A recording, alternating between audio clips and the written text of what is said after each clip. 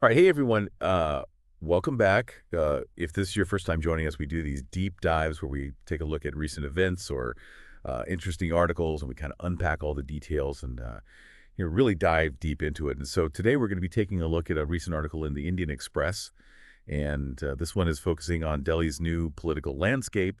And as I'm sure you're all aware, the BJP recently swept the elections there. So we're going to be looking at the implications of that, for governance, but also how it impacts this delicate balance of federalism in India. Oh, yeah, absolutely. It's a very, very interesting case study. And listeners, if you were preparing for the UPSC exams, pay close attention because this kind of stuff is right up their alley. Definitely, it's got that interplay of constitutional provisions and real-world politics. And of course, you can't forget the Supreme Court's interpretations. It's all connected. It really is. It's fascinating stuff. Okay, so before we get too deep into the weeds of this BJP victory, we need to make sure everyone's on the same page about how Delhi's structured, as a union territory, but it's a bit unique, right? Right. It's not your average UT Article 239 AA of the Constitution. That's the key here. It gives Delhi a legislative assembly. So that means they have an elected government. But here's the catch. The center still holds a lot of control, especially when it comes to things like land police and, those essential services. So that's where the lieutenant governor comes in, right? Yeah. The LG appointed by the president, essentially representing the central government. Exactly. And that's where things can get a bit tricky. Yeah, history shows us that. Oh, yeah. You've had those power struggles, those clashes over funding for things like the Delhi Jal Board.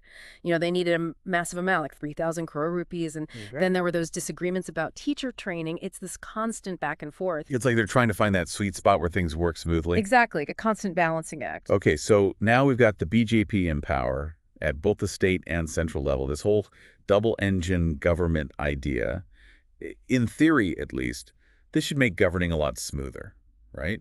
Less friction, faster approvals for projects, all that good stuff.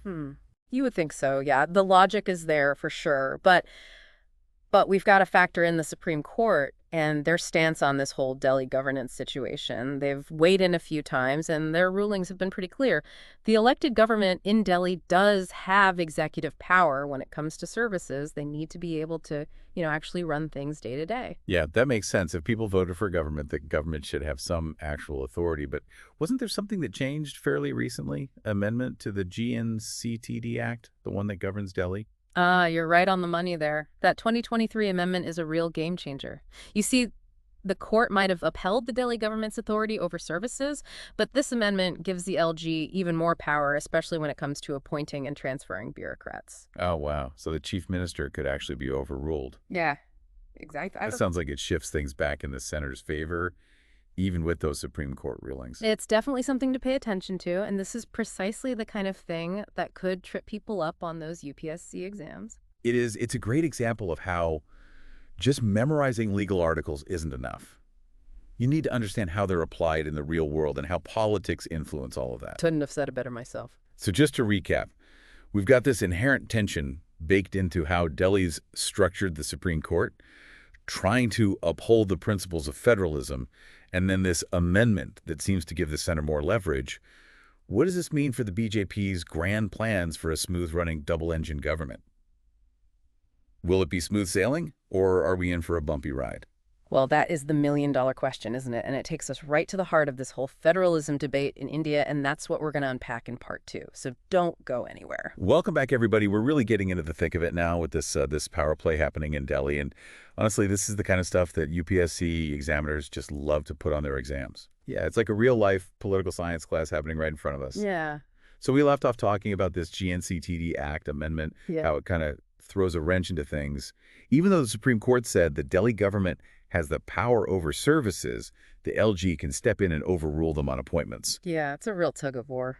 It is. So for our listeners who are studying for those exams, what are the most important things to take away from this whole situation? What do they really need to know? Well, first things first, Article 239 AA. Yeah. They gotta have that down cold. That's the basis for all of this, understand? Delhi's special status as a UT, but with an assembly. Yeah, because without that foundation, they can't really grasp why this BJP win and this amendment are such a big deal. Exactly. And they've also got to dig into those Supreme Court judgments, not just the what, but the why, The court was really emphasizing that federalism can't just be an empty word. It's got to mean something, and that the people's votes, the popular, they have to be respected.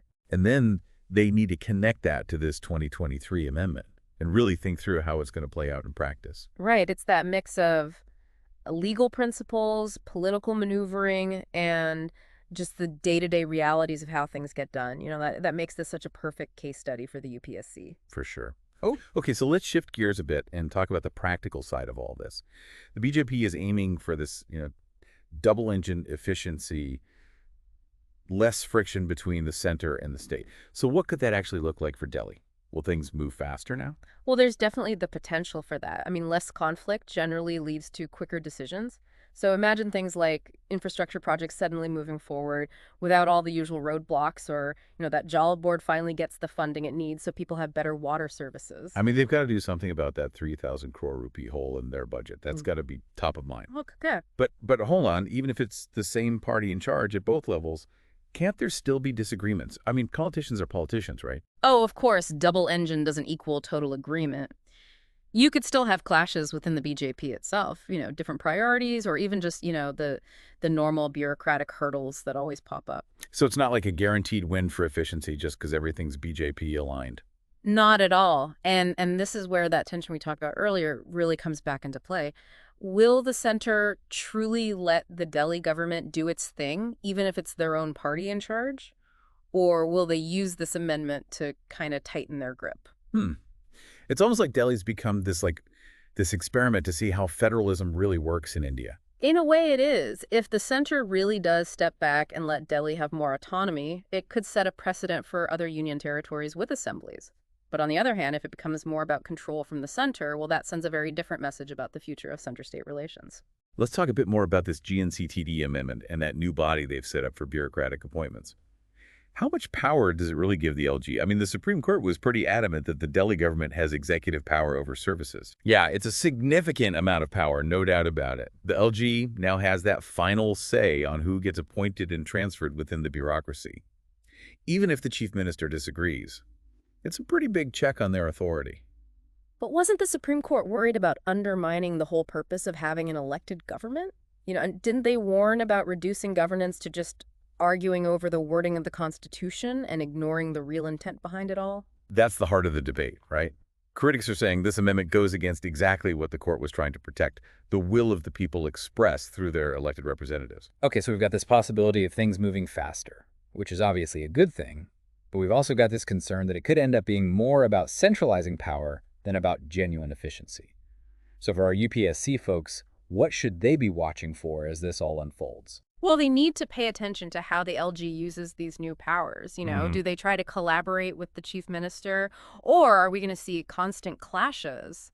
And keep an eye out for any legal challenges to the amendment itself. It'll be really interesting to see how the courts interpret it. This is way more exciting than just reading about this stuff in textbooks. Yeah. It's like a real-time lesson in how constitutional law and politics collide. Absolutely. And the outcome, it could have a ripple effect way beyond Delhi, shaping the future of federalism for the whole country. But, it's not just about these abstract principles and legal battles. This situation, it has real consequences for the people who actually live in Delhi. That's such a good point. It's easy to get caught up in the technicalities, but at the end of the day, it's about how all of this impacts people's lives. Exactly. And that's what we're going to explore in the final part of our deep dive, so stick around. All right, welcome back to the show. So we've spent a good amount of time unpacking, the political and legal ins and outs of what's happening in Delhi. But now let's bring it back down to earth and talk about how this all affects the people who live there. Because at the end of the day, those UPSC exams, they're not just about theory. It's about understanding how governance, actually impacts people's lives. Absolutely. All these debates about federalism, amendments, court rulings, it all boils down to how things actually work or don't work for the people of Delhi. Right. So let's play this out a little. Let's say the BJP's double-engine strategy really does lead to things getting done quicker. What could that look like in practical terms? Well, you could see things like infrastructure projects getting off the ground much faster. Maybe that metro line that's been stuck in planning for ages, it finally gets built, easing those commutes for thousands of people. Or maybe a new wing gets added to a hospital, meaning shorter wait times for patients. And maybe that huge funding gap for the JAL board, that 3,000 crore rupees, maybe it actually comes through and leads to better water services for everyone. Well, that's the optimistic scenario for sure. But we also have to consider the flip side. What if the center starts making all the decisions, even in areas where the Delhi government is supposed to have authority?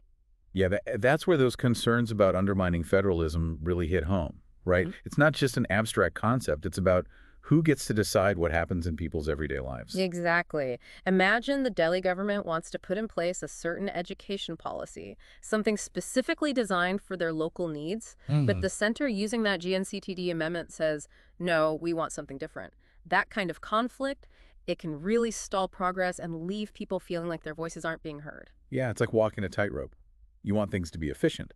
You want progress, but not if it means silencing local voices. Right. You need that balance between getting things done and making sure people feel represented. It's a tough call. And that's why this whole situation is so important for, future civil servants to understand. It's like a real-life case study in the kind of dilemmas they might face in their careers. How do you balance competing interests? How do you ensure decisions are both efficient and fair? It's a constant challenge. It is.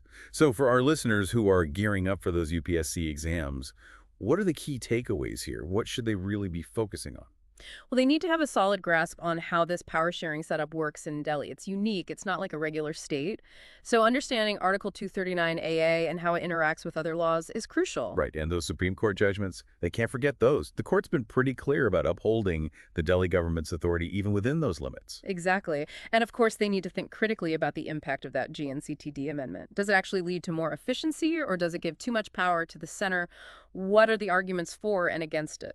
It's not about memorizing facts, it's about analyzing the situation, weighing the pros and cons, and forming your own informed opinions. And never lose sight of the human element. These aren't just political games. They have real consequences for people's lives, their access to services, their opportunities, their sense of being represented. Well said. Uh, So to wrap things up, I want to thank everyone for tuning in and encourage you to keep following this story as it unfolds. It's a great example of how constitutional principles, political maneuvering, and the lives of everyday people all intersect. And don't forget to like this video, subscribe to our channel for more deep dives like this, and leave a comment below if you have any questions. And be sure to check out the show notes for a link to that Indian Express article if you want to do some more research. Thanks again for joining us.